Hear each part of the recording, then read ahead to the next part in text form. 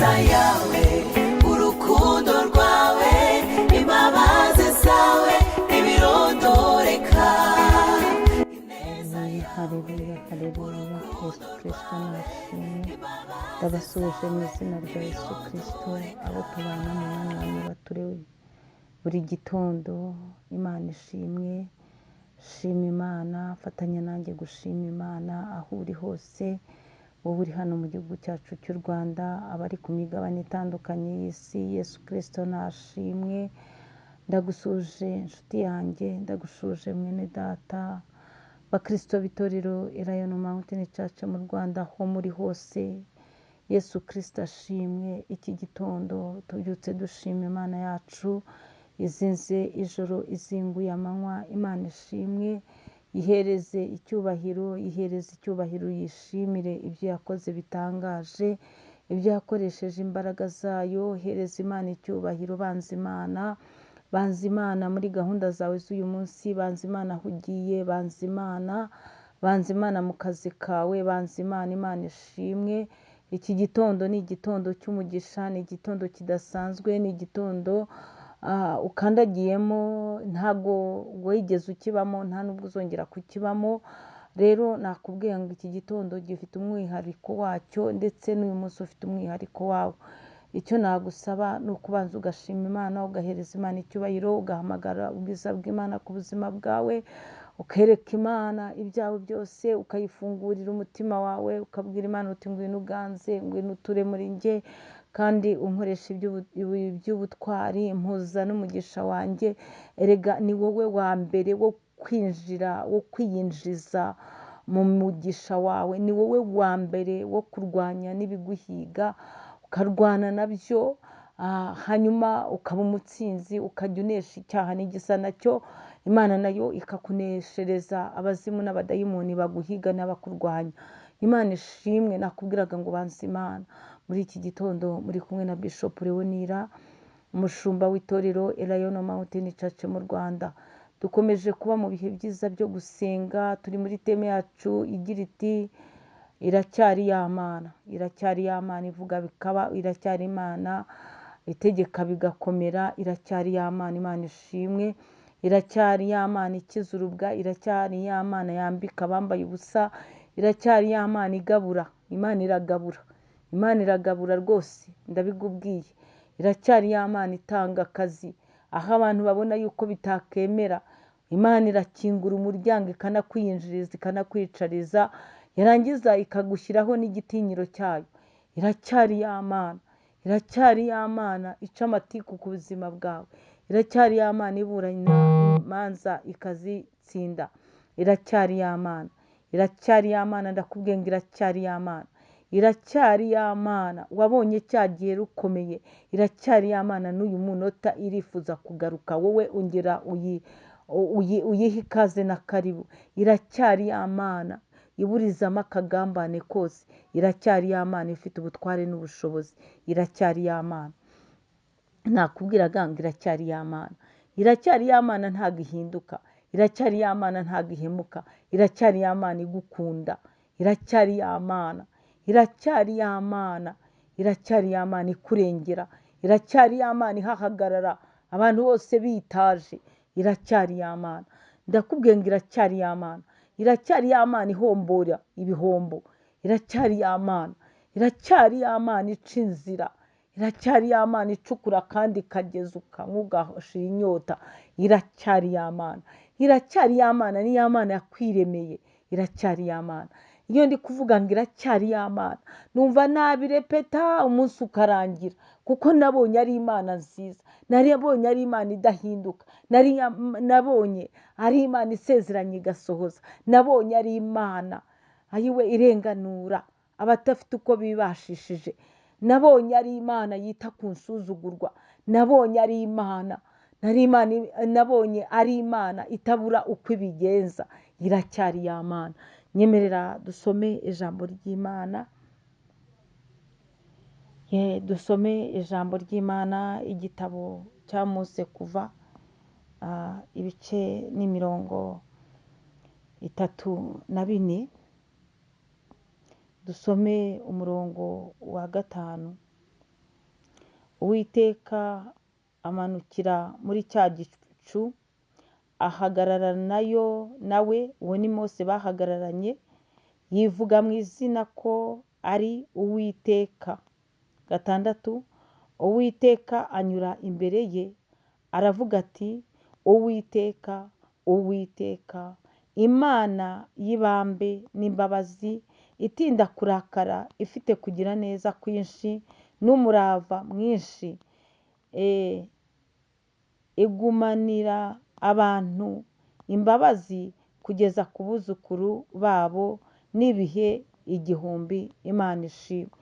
Iri ni ijambo ry'Imana, ni ijambo Uwiteka Imana yibwiriye Mose ubwo Mose yari yazamutse ku musozi wa Sinayi ajyanyeyo ibisate 2, kuko ibya mbere yari yavuyeyo iby'Imana yabaje. Imana ubwayo yibarije ibisate 2 yiyandikiraho amategeko. Mose agiye ku musozi ahamara iminsi 40, hanyuma aganira n'Imana, imwe imuha ya mategeko 10. Ariko Mose nga Abisiraheli ngo bazengereza Aroni, baramubwira bati, wa muntu watuvanye mu Egiputa ntituzi icyo yabaye, nuturemere ikigirwamana. Mose rero akimanuka asanze urusaku cyane, bari kubyinira ikigirwamana, umubabaro uramwica, agahinda karamuzibiranya, bya bisate birameneka. Ariko kuko Imana ikunda umuntu, Imana igukunda cyane, Imana ni Imana y'inyembabazi, Imana igira neza cyane, ntabwo yaguhwanyije na bya bicumuro byawe, ntabwo yagutsinze muri bwa busambanyi, ntabwo yaguhwanyije na bwa bwicanyi bwo mu mutima wawe, ntabwo Imana yaguhwanyije n'ibibi byawe, kuko ari Imana y'inyembabazi. Ngibwira Mose ati, noneho genda wibarize ibisate, hanyuma uzamuke ku musozi wa Sinayi, ubinzanire nongere nandikeho amategeko nk'amwe ya mbere. Imana ishimwe kuko ari inyembabazi. Iracyari ya Mana y'inyembabazi. Iyo hataba imbabazi zayo, uba waraguye muri bya bico, uba waraguye muri bya byaha, ibyaha biba byarakurimbuye, ariko iracyari ya Mana. Nuko Mose arangije azamuka umusozi wa Sinayi. Ageze kuri uwo musozi ngo Imana iramanuka, ngo mu gicu ahagarara nawe, Imana ihagarara nayo na Mose. Ngo irangije igira ikivuga, ivuga mu izina, iravuga iti, Uwiteka, Uwiteka, Uwiteka, Imana y'ibambe n'imbabazi. Imana ishimwe. Nyemerera wumve ko Uwiteka, nyemerera wumve ko Imana yawe, Imana yakuremye, Imana ikubeshejeho, ari Imana y'imbabazi, ari Imana y'ibambe n'imbabazi, ari Imana itinda kurakara, yewe ifite kugira neza kwinshi. Ni Imana itinda kurakara. Yaba yajyaga irakara nk'uko ugira urwo rujinya rwawe rwakwishe, wicara nawe ugera ahantu ukabyirata ngo ngewe ngo ntawamvugaho, ngo ngewe ngo narakaye. Areka nkubwire, utunzwe n'imbabazi z'Imana, utunzwe n'Uwiteka Imana, Imana y'ibambe n'imbabazi, itinda kurakara, niyo igubeshejeho. Yaba yajyaga irakara nk'uko nawe ubigenza, yaba yajyaga ihutiraho nk'uko ibyaha byawe bingana, wowe ahawe haba haribagiranye, ariko iracyari Imana, iracyari Imana y'ibambe n'imbabazi, iracyari Imana itinda kurakara, iracyari Imana igukunda, iracyari Imana ikwitaho, iracyari Imana iguhisha.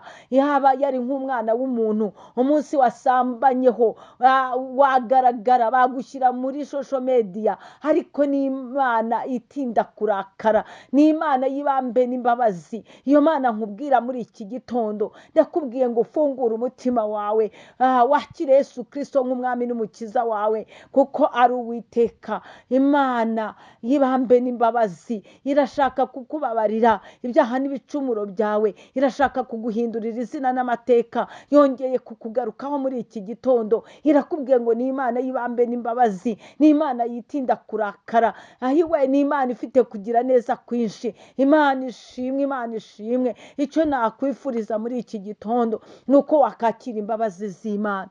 Imana igutegereje igihe kirekire, itegereje ko wihana igihe kirekire wumvishije ijambo ry'Imana mu buryo butandukanye.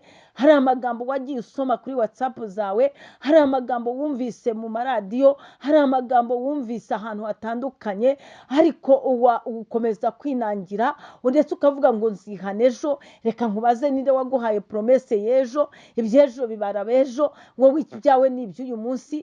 Akira agakiza, akira Yesu Kristo nk'umwami n'umukiza wawe. Hereza Imana karibu mu mutima wawe, bwira Imana ihakontorore, bwira Imana ikuyobore, bwira Imana iguhe imbabazi. Hongera uce bugufi, babazwa n'ibyaha n'ibicumuro byawe.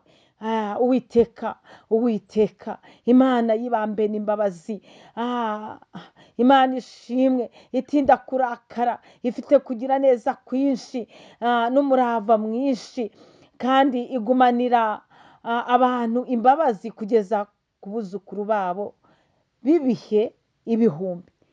Ibyo Imana ivuga ni ukuvuga ngo ibisohoresha ineza yayo, kuko iyo urebye ukuntu ikugirira imbabazi, ikakugirira ibambi, ikakugirira imbabazi, nawe ubwawe hari igihe wicara ukavuga uti ningende ndi umupagani, ningende iki kintu ni icyaha.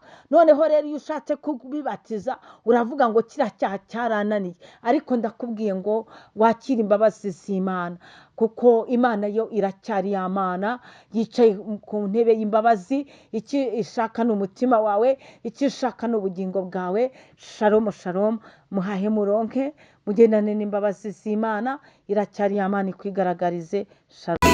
Ineza yawe ku mwana w'umuntu, ineza yawe